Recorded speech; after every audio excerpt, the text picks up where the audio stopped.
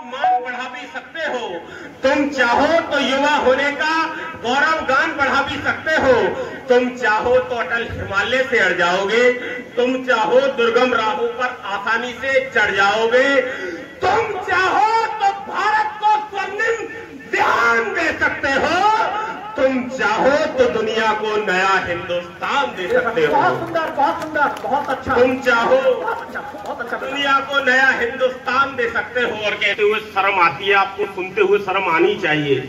इस देश में भगत सिंह के परिवार ने भगत सिंह जी को शहीद का दर्जा दिलाने के लिए कोर्ट केस लड़ना पड़ा, तब जाके कहीं पंजाब सरकार ने उन्हें शहीद होने का दर्जा दिया। 1.25 लाख क्रांतिकारी देश के ऐसे जिन्हें इतिहास चाहिए था, हाँ मानता हूं वो उसके हकदार रहे, लेकिन इस देश के 1.25 लाख क्रांतिकारी ऐसे भी थे जो अपने माता पिता की इकलौती संतान थे, लेकिन तब भी अपने प्राणों को आहूत कर गए, तब उन्हें इतिहास के पन्नों में कोई स्थान नहीं मिला। तब मेरी एक कविता के 2 बंद उनके चरणों की धूल को छूकर आना चाहते हैं। अगर ये पंक्तियां आपको, आरती की ये पंक्तियां अगर अच्छी लगे तो फिर आपकी तालियां मुझे घनघोर मिले। मैं कहना चाहता हूं, स्वागत बेटा, स्वागत। कैसे वो लोग रहे होंगे जो इस देश के लिए अपने प्राणों को आहूत करके चले गए। सुनना कि शौर्य की गाथा लिखने को जो आतुर हो जाते थे। डॉक्टर चंद्रसेन जी, आप सुने, आज आपके घर पहली बार जाने का मौका मिला और जो प्यार, जो आशीर्वाद आपने दिया, हम निश्चित तौर पर अभिभूत हैं।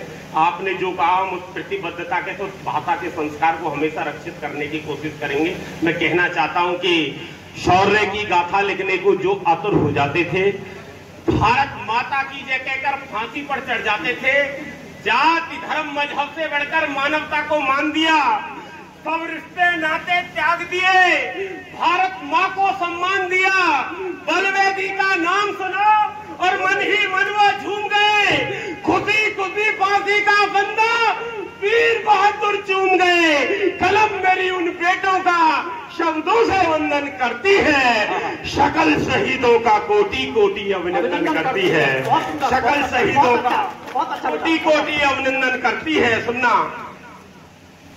ऐसे लोग जो अपने प्राणों को आहूत कर गए, लेकिन जब उन्हें इतिहास के पन्नों में स्थान नहीं मिला, तब मैं कहना चाहता हूं कि दाग गुलामी वाला धोकर सब दीवाने चले गए, निज मस्तक मां के चरणों में रख परवाने चले गए। सारे रिश्ते तोड़ दिए थे सिंहों ने परिवारों से, कोई चाह नहीं रखी थी उन शाही दरबारों से, गोरे शासन को अंदर तक हुंकारों से हिला दिया, जो भी उनसे टकराया था उसको मिट्टी में मिला दिया। बूंद रक्त की जब गिरती है रज को चंदन करती है, कलम मेरी उन बेटों का पल पल अभिनंदन करती है। बहुत सुंदर, बहुत अच्छा। कलम मेरी उन बेटों का। हमारे आदरणीय चाचा श्री हरीश जी की माता श्री पवन जी की पीछे बैठी है। संवादों का गिरा सतर, कुछ बात नहीं भाई है, भाई का भाई दुश्मन है अब सत्ता के लालच में, सारे मूल्य तोड़ डाले हैं अब पैसे के लालच में। यहाँ शहीदों को सत्ता से अपमान मिला है, अपराधी को खुशी खुशी संसद तक सम्मान मिला है, खाकी खादी के आगे लाचार हुई है, जनता वोट बैंक राजनीति का फिर से शिकार हुई है, संतों के आचरणों को फिर से चिन्ह बनाकर डाल दिया, हर एक को जो डेरे का सरदार बनाकर डाल दिया। सत्य सनातन धर्म का जी सूरज डूब गया है जी, नव से कोई पुच्छल तारा फिर से टूट गया है। आप सबको ढेर सारी शुभकामनाएं, बधाई। वैसे तो मैं आपके बीच में ज्यादा बाधा बनना नहीं चाहता, इतने आनंद की अनुभूति मुझे भी हो रही थी, हंसना सबको अच्छा लगता है, लेकिन अभी बाबा खाटू श्याम जी का एक फरीदाबाद में जागरण है, मैं वहां जाऊंगा, आधे घंटे वहां बैठूंगा तो 1-1:30 बज जाएंगे। तो जैसा पीड़ा आप बता रहे थे ऐसी पीड़ा, लेकिन आप सब बुद्धिजीवी लोग हो, साहित्यकार लोग हो, एक समाज में अच्छा देने काम, संदेश देने का काम करते हो, आप सब लोग इसी प्रकार से एक अच्छी देश को समर्पित हो, देश और राष्ट्रभक्ति की इन कविताओं के माध्यम से युवाओं में भी अच्छा प्रेरणा देने का काम कर रहे हो। आप सबके चरणों में मैं भी शीश झुकाकर प्रणाम करता हूं। आप इसी तरीके से इस उत्सव को मनाते रहें। और मैं भी आज भगवान से प्रार्थना करता हूं, आज नवरात्रि का पहला दिन है। झूठा कुछ भी नहीं है, ये कविता अलग से है, बाकी कथा ये। जैसे जीजा जी ने डुबकी लगाई और जो ताड़ रहा था झूला लेने वाला भूले के बाद, अब ससुराल में सारी चिंता हो रही, लाला यहाँ रो रहे हैं, वो वहां रो रही है। 15 दिन बाद एक और चिट्ठी आई, लाला तुम्हारी लाली को लेने ना आए ना, तुम सनूने पे पूरा खाने ना आए, अब ऐसा करो जब लाली ले जाओ, लगा के 1.5 महीना से नहीं रह रही है जी। और पूरे गांव में चवैया है रहा कि पता नहीं का कोई झगड़ो है, कोई बात है, छोड़ दे का है, हो जाए ले बा ले जाओ। जीजा जी को बड़ी गुस्सा आई, तेरी लाली ले जा।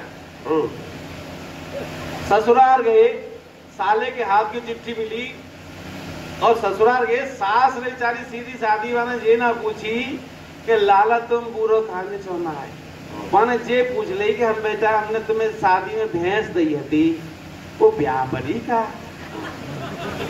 जीजा जी का पारा 7 में आसमान में पहुंच गया, तेरी भैंस ही पहले ब्याह हो गया। तो देखो क्या आनंद आया। तो मैं बता रहा था कि झोला ले गया कोई,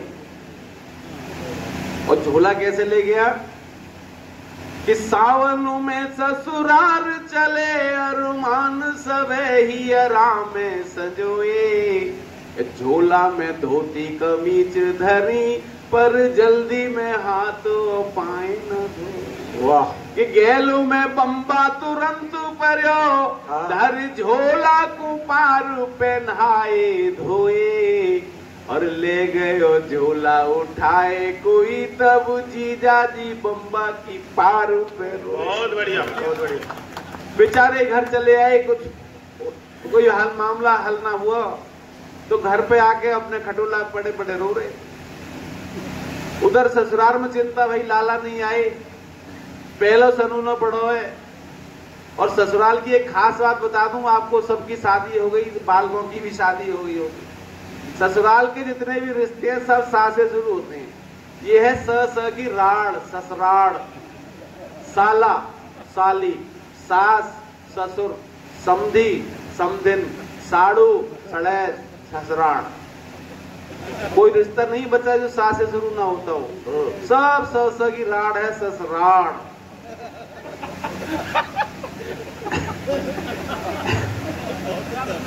अब देखो साहब, अब ससुराल में कैसे चिंता हो रही है। पहले सनूने पे कोई ना आए तो कितनी बेचैनी हो रही होगी पूरे गांव में। गांव में पहले बहुत ऐसा होता था कि उनके मेहमान ना आए, बड़ी बेइज्जती होती थी। तो पीत्यो सनूनो नाए लला, अरे पीत्यो सनूनो नाए लला, नाए लला, अति आतुर है के सासुल रोवे। आय आय।